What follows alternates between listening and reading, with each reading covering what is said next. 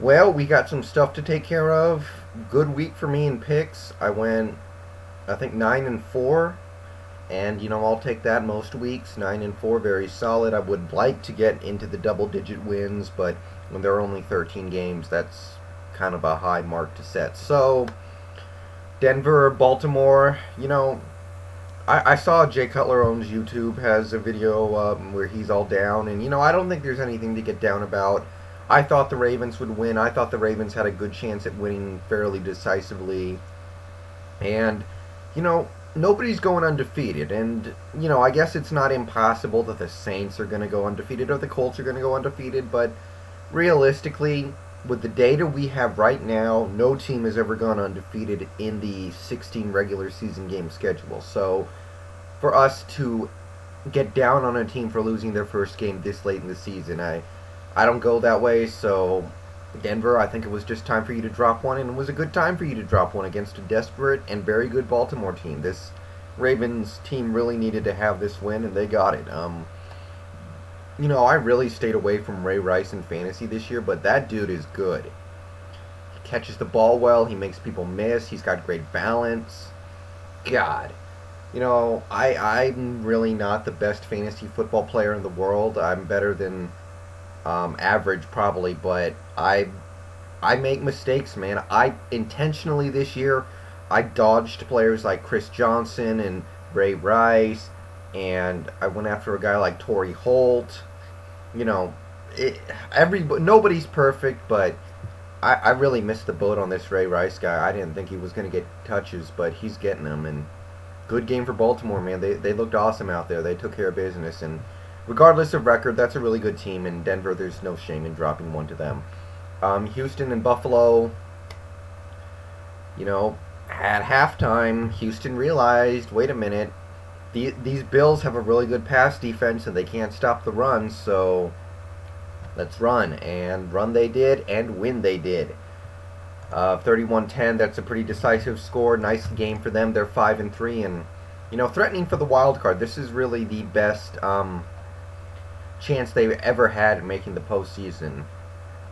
Steve Slayton, I think he got benched or he got hurt because he's not been playing well, and Ryan Moats came in and played awesome. So now there's an option there. If the Steve Slayton thing continues to not work out, they have the option of going to Ryan Moats. Hopefully this lights a fire under Steve Slayton.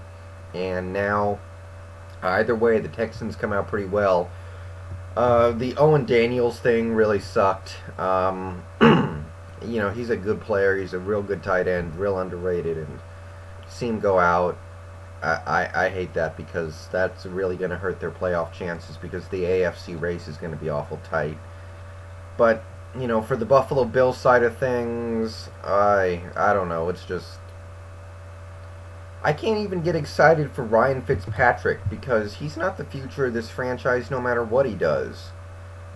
The only thing I care about at this point about the Bills is Terrell Owens going to get to 600 yards on the year?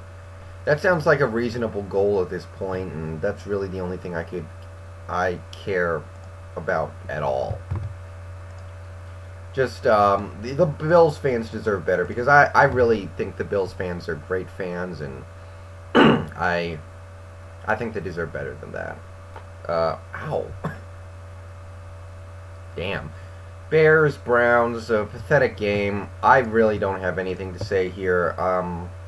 30-6. Browns are just painful to watch as usual. Matt Forte still struggling, although he did play better today. But that was a dude I avoided in fantasy for good reason, and I think we can all see why. It's the offensive line for Chicago this year is terrible. Orlando Pace all washed up. Chris Williams, I don't know. Some of the interior linemen, it's just not working out. It's a bad offensive line, and that's really all there is to it here. I mean, this Chicago team, they did go after Jay Cutler, and in retrospect, I think that was the right move to make, but they didn't build around him like they needed to, and you have your result.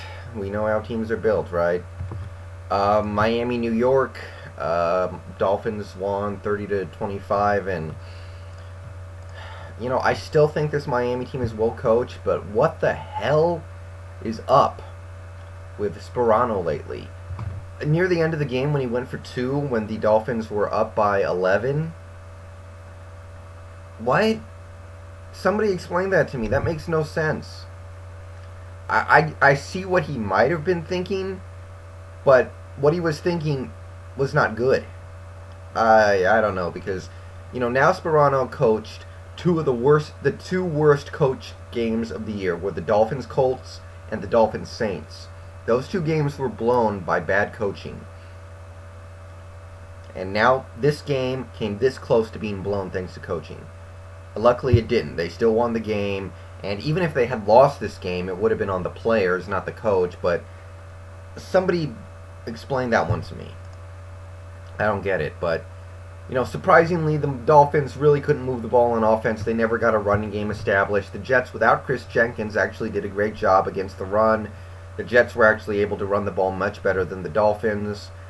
They certainly moved the ball better offensively, but again, man, I mean, the guy was taking a lot of heat for the crap he's done as a wide receiver this year, and really his whole career, but dude went out there and found a way to contribute on kickoffs, and that's really what Ted Ginn is all about. And he had one of the best games you'll ever see a kick returner have, and it was great to watch, because I kind of feel bad for the guy. I mean, it's his fault that he doesn't know how to catch anything, but I think he's an okay player that takes a lot of heat because he has drops in big moments, but I don't think he's as awful as the Miami media might be portraying him to be right now. And not a good game for Miami, but they did win, and for them right now, they will take those victories. I mean, they gave up a lot on defense. Their offensive line gave up a ton of sacks on Chad Henne. They couldn't run the ball, but special teams, they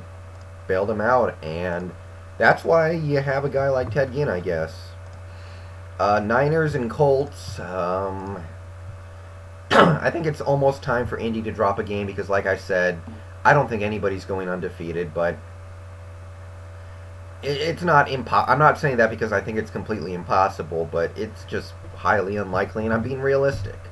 But they really struggled in this one. I think a big reason why was the dome was open, and the sun was really screwing with the receivers. I was watching some of the highlights, and those receivers were just losing the ball in the sun. Got to close that dome up. I don't know why they left it open, but they still came out with the win, and that's all that matters. Manning had a good game. Adai played a great game. I know, the stats aren't there, but, he was blocking too and doing a freaking amazing job blocking. I actually got to see a good portion of this game thanks to the Red Zone channel. And Stover, first time this year he had to kick, and he had to do some serious kicking, and he did everything that he was asked to, and not much more you can ask for than 4 of 4 from 4 of 4 on your field goals. And the defense for Indianapolis, other than that one play to Frank Gore, that one drive, was awesome. They got a ton of quarterback pressure. They got 4 sacks, had a pick, forced a fumble on Crabtree. Actually, Crabtree had a fumble. I mean, Crabtree didn't have a bad game, but I don't know. It just seems like the things that are going on there. Maybe it would have been better to have not signed him. I mean, it seems like that's had some kind of negative effect on them. I mean, they're 0-3 since, so it needs to be said. But, the Niners did a lot of things right in this game. They got pressure on Manning, really on a lot of throws. I watched a lot of that game, and I was impressed. They stopped the run. They held the Colts out of the end zone when they got into scoring range. They busted one long run, and they had one good drive. Other than that, the offense didn't do much, but it's not like their offense has the capability of doing that much anyway. But they still lost. They're still a game back in the division, and Nate Clements and Joe Staley are still out for 6 weeks, so it is what it is. And Giants-Eagles, this is interesting to me. Not from a game standpoint, but from the YouTube standpoint. I caught Pizzle actually said it in a previous video how, about Mike and Ike saying that I think this is your last year here because you can't handle losing. And it's going to be interesting to see because these Giants have just completely fallen off the face of the earth. They're the last 3 weeks they've looked like one of the worst teams in the league. They're not one of the worst teams in the league, but they've looked like it, and it really doesn't look like it's going to get better anytime soon because guys like C.C. Brown are probably going to be left out there for a while. And I think I've said this before, but looking back at the history of the TTC, since it was formed really in 2007, no team has been worse than 8-8. So this year we're looking at the Redskins, who are going to be awful this year, and the Giants, who look like they could fall apart at the end. And now, what are the members of the Giants Mafia and the BNG going to do now that their teams are giving them nothing to work with? I don't know, that angle just interests me because, some people in this TTC look like they can't handle losing. And their teams have been doing a bit of it lately, so it's going to be interesting.